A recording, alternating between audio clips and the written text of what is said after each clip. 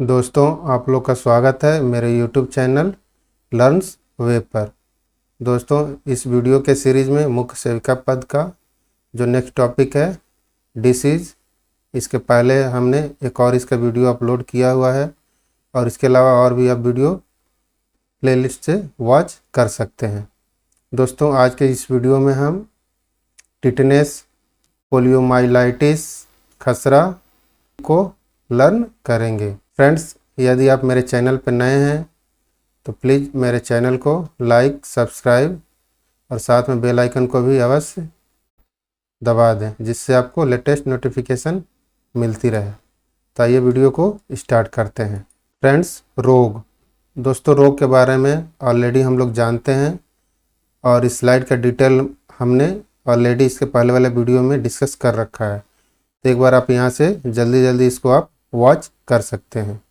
रोगों के कारण भी जैविक कारण, पौष्टिक तत्वों की कमी, भौतिक कारण, यांत्रिक कारण, रासायनिक कारण और पदार्थों की अधिकता, ये सभी हम ऑलरेडी पहले वाले वीडियो में डिटेल से स्टडी किया हुआ है।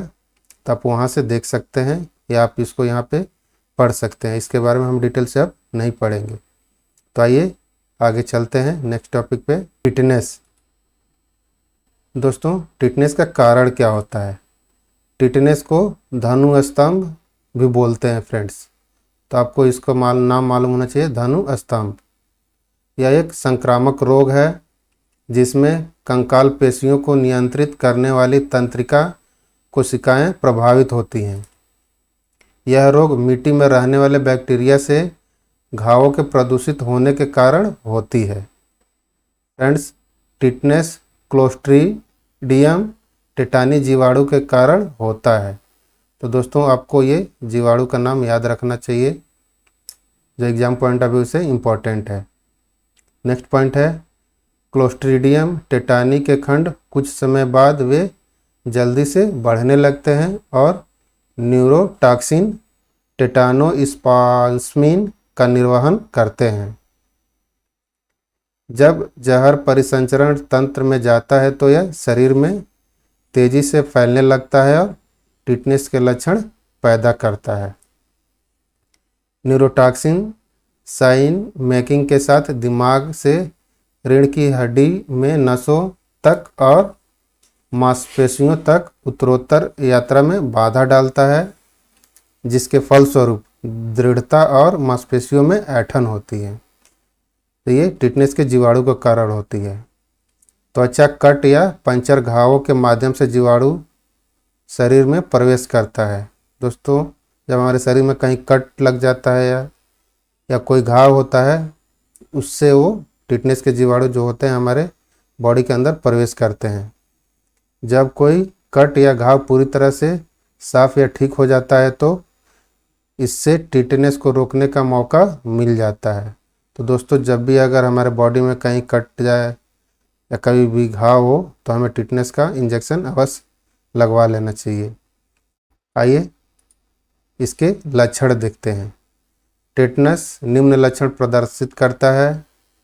इसके लक्षण हैं खुजली, मांसपेशियों में खिंचाव, सूजन, कमजोरी या निगलने में कठिनाई सामान्य रूप से देखा गया है। दोस्तों, अगर इसके हम टाइप्स की बात करें तो सामान्य टिटनेस होता है। शरीर की संरचना की सभी मांसपेशियों को यह प्रभावित कर सकती है। यह सबसे सामान्य और सभी 4 प्रकार में सबसे गंभीर है। ये सामान्य टिटनेस। दूसरा टिटनेस है स्थानीय टिटनेस। बैक्टीरिया से संक्रमित घाव के आसपास की मांसपेशियों को प्रभावित करता है।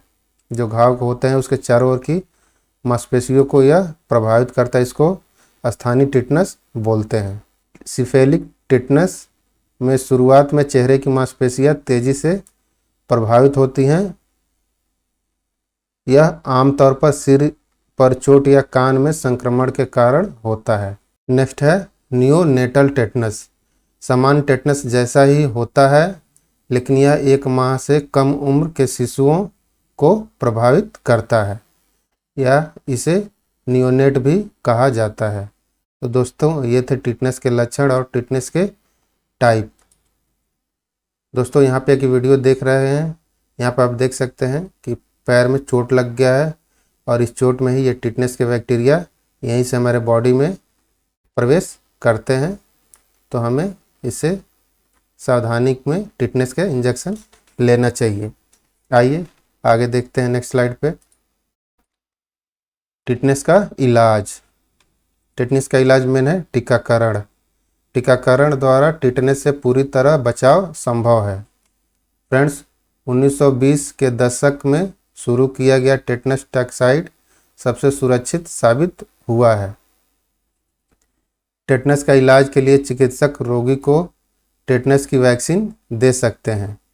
टिटनेस का टीका इम्यून सिस्टम को टॉक्सिन से लड़ने में मदद कर सकता है। दवाओं द्वारा इलाज। टिटनेस की गंभीर समस्या की गंभीरता को समझते हुए डॉक्टर ह्यूमन टिटनेस या ह्यूमन ग्लोब्यून दवा द्वारा इसका इलाज कर सकते हैं। एंटीबायोटिक दवाओं का उपयोग। टिटनेस की समस्या होने पर एंटीबायोटिक दवाओं का उपयोग किया जा सकता है। ये टिटनेस बैक्टीरिया से लड़ने में सहायक होते हैं। Pain killer. टिटनेस संक्रमण के कारण मांसपेशियों में होने वाला दर्द और अकड़न को कम करने के लिए दर्द निवारक दवाइयों का उपयोग किया जा सकता है। तो दोस्तों, ये थे टिटनेस के इलाज के कुछ पॉइंट। दोस्तों, इसके इलाज के लिए हमें डॉक्टर से अवश्य संपर्क करना चाहिए, खुद से हमें इलाज नहीं करना चाहिए। दोस्तों, इसके परीक्षण के लिए tetanus titer blood test is a immunity verification test for tetanus. तो टिटनेस के टेस्ट के लिए टिटनेस टाइटलर ब्लड टेस्ट से किया जाता है कि इससे संक्रमित व्यक्ति को टिटनेस है या नहीं। आइए अगला पॉइंट देखते हैं। Next disease poliomyelitis. दोस्तों, इसके कारण क्या है? पोलियोमाइलाइटिस या पोलियो एक अत्यधिक संक्रामक रोग है जो पोलियोमाइलाइटिस वायरस के कारण होता है। तो इसका वायरस क्या है दोस्तों? पोलियोमाइलाइटिस वायरस, या इसको पोलियो वायरस भी बोलते हैं। दोस्तों, जो पोलियो वायरस होता है वह हमारे तंत्रिका तंत्र पर हमला करता है। पोलियो वायरस संक्रमित व्यक्ति के घातक मामले में से वातावरण में प्रवेश करता है। अनहेल्दी और दूषित स्थान पोलियो वायरस के फैलने के मूल कारण होते हैं। चूँकि पोलियो संक्रामक है, संक्रमित व्यक्ति के साथ सीधे संपर्क बीमारी का आसानी से ग्रहण करता है। अगर कोई संपर्क व्यक्ति है उससे के आसपास से यह आसानी से ग्रहण कर सकता है। एक बार पोलियो वायरस व्यक्ति में प्रवेश करने के बाद यह आंत और गले की कोशिकाओं को संक्रमित करना शुरू कर देता है। शरीर के अन्य भागों में फैलने से पहले वायरस आंतों में रहता है। अंत में वायरस रक्त प्रवाह में चला जाता है, जहां से पूरा शरीर प्रभावित होता है।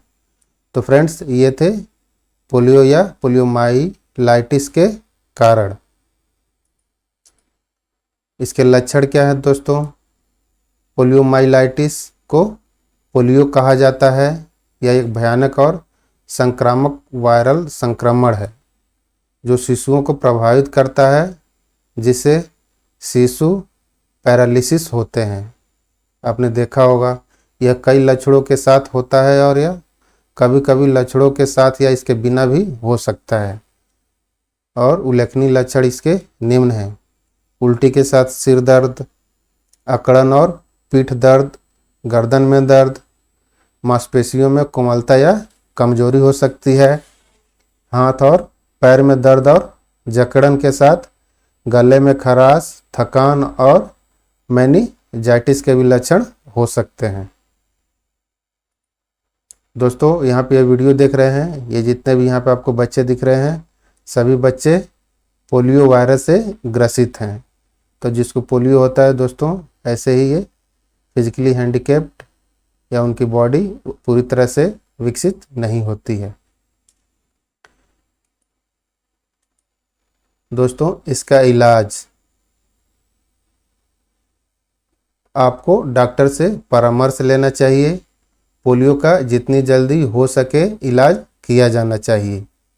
फ्रेंड्स, पोलियो का टीका सबसे पहले वर्ष 1952 में डॉक्टर जोनास साल्क द्वारा विकसित किया गया और इसके प्रतिरोधात्मक उपचार में निमित्त एक प्रकार की टीका का आविष्कार किया है इन्होंने, जिसका अंतःपेशी इंजेक्शन के रूप में प्रयोग करते हैं। तो दोस्तों, आपसे पूछा जाए कि पोलियोमिलाइटिस या पोलियो का दवा का आविष्कार किसने किया और कब किया गया, तो 1952 में डॉक्टर जोनास साल्क द्वारा किया गया। ये इंपॉर्टेंट पॉइंट है फ्रेंड्स, आप नोट कर लीजिएगा। और ये टीका अंतःपेशी इंजेक्शन के रूप में दिया जाता है मांसपेशियों के अंदर। अन्य उपचार के अंतर्गत खाद्य एवं पेय पदार्थों को मक्खियों एवं इसी प्रकार के अन्य जीवों से दूर रखना चाहिए और इसके लिए डीडीटी का प्रयोग अत्यंत लाभकारी होता है। तो दोस्तों, ये थे पोलियो के इलाज के कुछ पॉइंट। दोस्तों, अगर हम पोलियो के टेस्ट की बात करें तो detecting the virus by polymerase chain reaction, या इसको पीसीआर टेस्ट भी बोलते हैं। तो दोस्तों, पोलियो के टेस्ट के लिए हम पीसीआर टेस्ट कराते हैं जो लाभदायक होता है डिटेक्ट करने के लिए। आइए नेक्स्ट डिसीज पे चलते हैं फ्रेंड्स। मीजल्स। मीजल्स का कारण है दोस्तों, इसको मीजल्स या खसरा रूबेला भी बोलते हैं। दोस्तों, ये मीजल्स या खसरा रूबेला नामक वायरस के इन्फेक्शन के कारण होता है। तो फ्रेंड्स, इसका वायरस क्या है? मीजल्स या खसरा रूबेला। ये आप याद रखने के लिए लिख सकते हैं। यह वायरस संक्रमित बच्चे या वयस्क के नाक और गले के बलगम में रहता है। यह रोग दानों के दिखने के 4 दिन पहले अधिक संक्रामक होता है और लगभग 4 से 5 दिनों तक यह संक्रामक बना रहता है। नेक्स्ट पॉइंट है, संक्रमित व्यक्ति के संपर्क में आने से या संक्रमित लोगों के पास होने या यदि वे खांसते या छींकते हैं, इससे मीजल्स फैल सकता है। यह ऐसी सतह को छूने से जहां संक्रमित व्यक्ति के बलगम की बूंदें पड़ी हो और फिर उंगलियों को मुंह में डालने या नाक या आंखों को रगड़ने से भी मीजल्स का खतरा बढ़ जाता है फ्रेंड्स। इसलिए हमें अपने हाथों को धुलना चाहिए। मीजल्स मुख्यतः 2 प्रकार के होते हैं। पहला है खसरा। यह रूबोला या रूबेला वायरस के कारण होने वाला खसरे का मानक रूप है। और दूसरा है फ्रेंड्स रूबेला या जर्मन खसरा भी इसको बोलते हैं। यह रूबेला वायरस के कारण होता है। यह आमतौर पर अधिक घातक नहीं होता, लेकिन युवा बच्चों की तुलना में यह अजन्मे शिशुओं के लिए अधिक जोखिमकारी हो सकता है। यदि महिला गर्भवती होने पर वायरस के संपर्क में आ जाती हैं तो उनके लिए यह ज़्यादा जोखिमकारी हो सकता है। तो फ्रेंड्स, इसको हमें ध्यान में रखना चाहिए। ये थे मीजल्स के कारण। आइए देखते हैं दोस्तों इसके लक्षण। प्रभावित व्यक्ति शुरू में बुखार, खांसी, नाक बहने, लाल आंखें और मुंह के अंदर सफ़ेद धब्बे के साथ दिखेंगे। कुछ दिनों के बाद निम्नलिखित लक्षण का अनुभव भी आदमी कर सकता है। मुंह में स्पॉट, जैसे मुंह के अंदर धब्बे। कुछ लोग दाने को विकसित करने से 1 या 2 दिन पहले मुंह में छोटे छोटे सफ़ेद धब्बे विकसित करते हैं। ये इसके वायरस। हर किसी को ये धब्बे नहीं होते हैं, लेकिन यदि वे अन्य लक्षणों के अलावा विकसित होते हैं तो इसको खसरा समझा जा सकता है। खसरे के दाने। दोस्तों, जब खसरा किसी को होता है तो कुछ दाने भी बॉडी पे आ जाते हैं। ये चकते संक्रमण के 3 से 4 दिन बाद दिखाई देते हैं और 1 हफ्ते में चले जाते हैं या ठीक हो जाते हैं।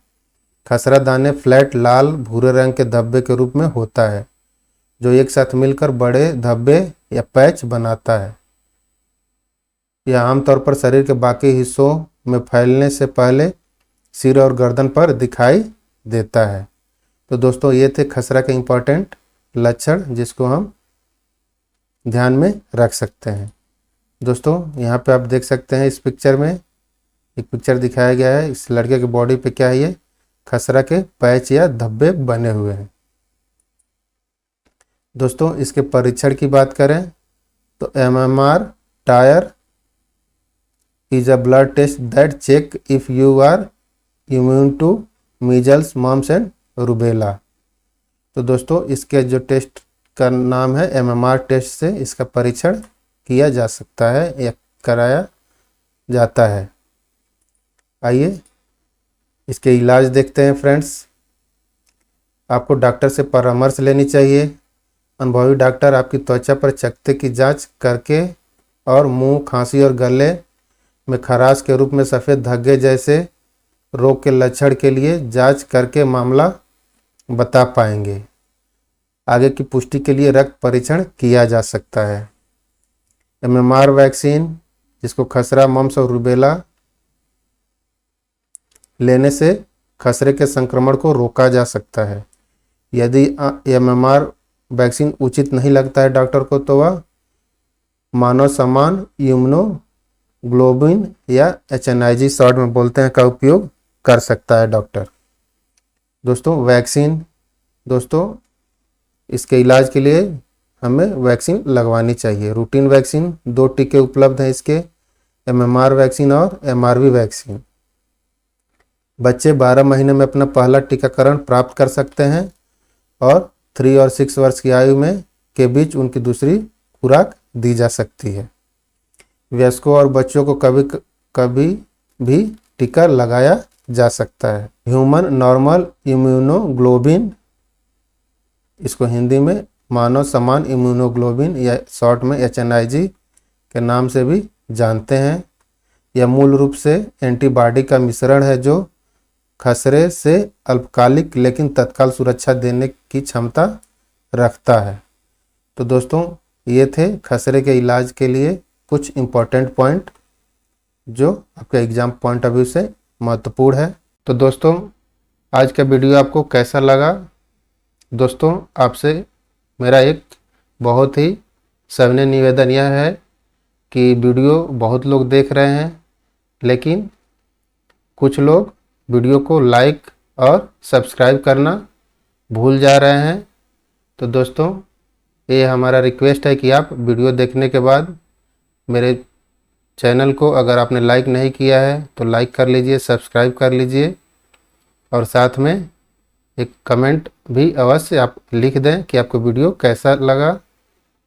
ये आपके कमेंट ही हैं जो हमें वीडियो बनाने के लिए प्रेरित करते हैं।